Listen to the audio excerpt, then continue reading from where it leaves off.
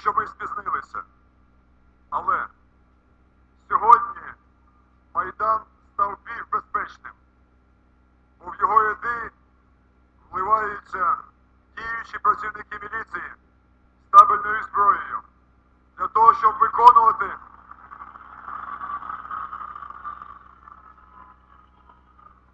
Вони прийшли сюди для того, щоб виконувати слова присяги, дані не кривавій банді, не диктатору і його олігархам, а українському народові.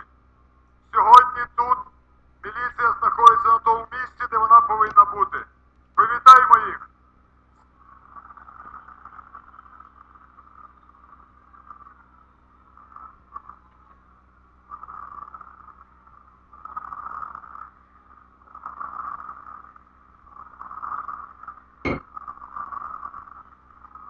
Друзі,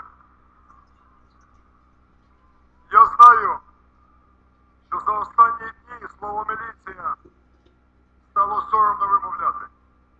Повірте мені, і цим хлопцям також важко носити сьогоднішню форму. Але це ті люди, які знають, що таке офіцерська честь і що таке присяга. Я знаю, що після нашої перемоги, яка близька як ніколи, ми обов'язково змінимо закони, і в нас буде, як у всьому світі, не радянська міліція, а нормальна українська національна поліція. Вона буде створена з нуля. Я впевнений в тому, що в той момент, коли буде прийнятий закон про національну і місцеву поліцію, через детектор брехні будуть набрані всі працівники і міліції, а потім прокуратури і судів.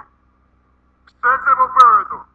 Але сьогодні тут стоять люди, для яких шантаж їхнього керівництва у Львові, злочинні накази в Києві вже не являються вказівками.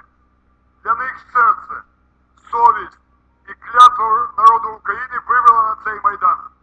Я впевнений, що сьогодні Майдан став більш захищеним. Ті мерзотники, які ще